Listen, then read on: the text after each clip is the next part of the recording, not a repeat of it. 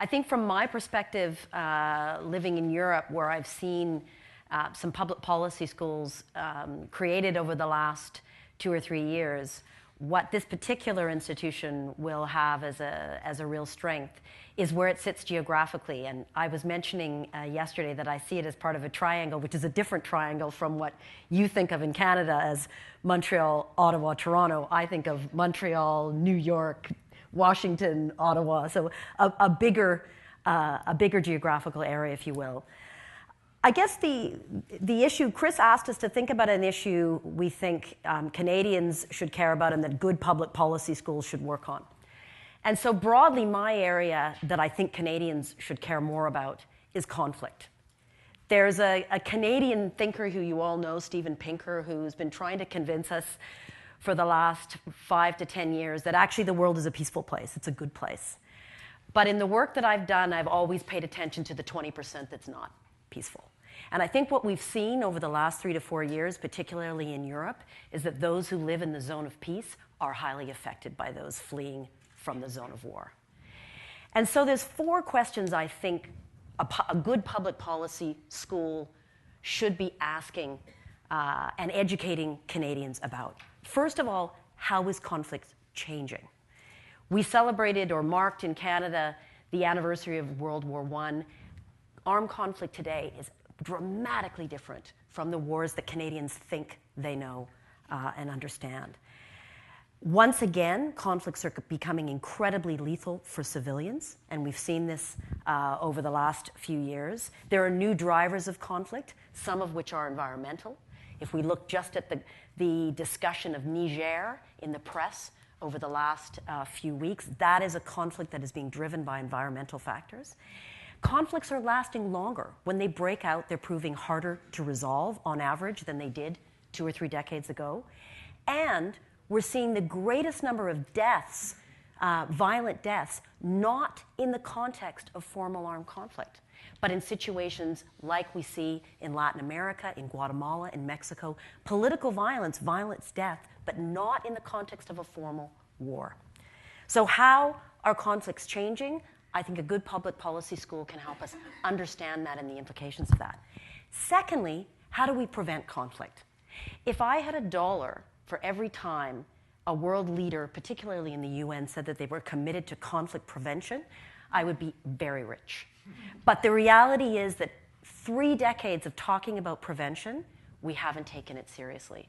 A good public policy school needs to think about what does it really mean to prevent conflict? How do we measure what works? Because as Roland very eloquently said in one of his recent pieces, you're measuring a non-event.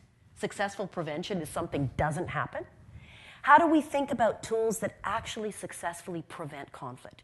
Right now, conflict prevention is the #1 agenda item of the new UN Secretary General.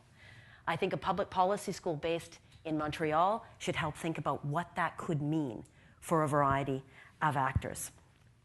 Thirdly, how do outsiders engage in conflict when it breaks out? We're seeing a dramatic drop in compliance with international humanitarian law. How is it that we moderate this corrosive practice? Can we do it any longer?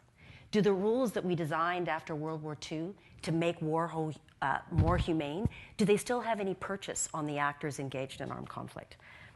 What is it for humanitarian actors to try to deliver humanitarian relief in this context? Some of the appalling situations we saw in Syria are not unique. We're seeing them in Yemen as well, where humanitarian actors are denied access to civilians in need. And lastly, of course, a major issue for Canadians, what does it mean to be a peacekeeper in this new environment of conflict?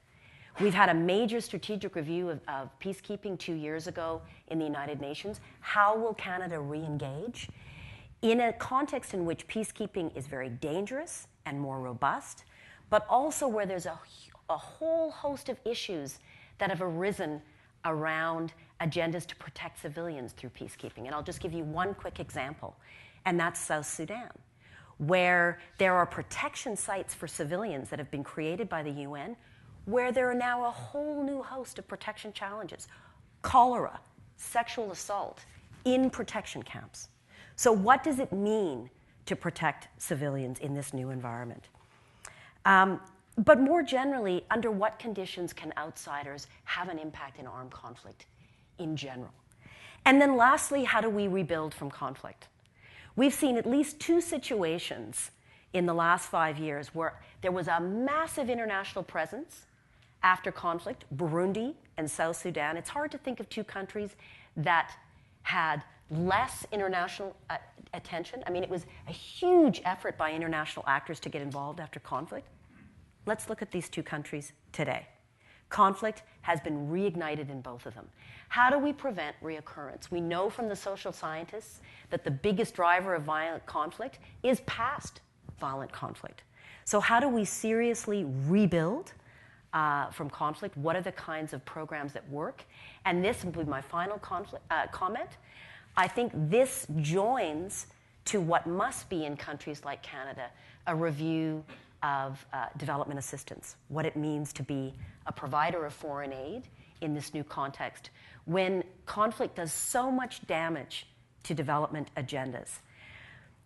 I was recently, I will end on an anecdote. I was recently in Venice looking, and I promise I'll get to my punchline, looking at a museum of glass, beautiful glass that's been designed over the centuries.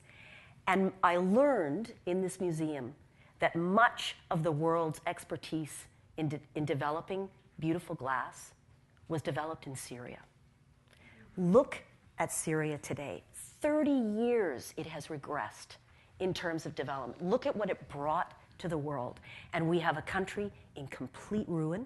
We have an educated population, highly educated population, that, as Roland has said, is either languishing in refugee camps or is on the move, trying to find livelihoods and safety elsewhere. So that's my issue. That's what I think public policy schools need to focus on, is conflict, how to prevent it, how to moderate it, and how to rebuild from it.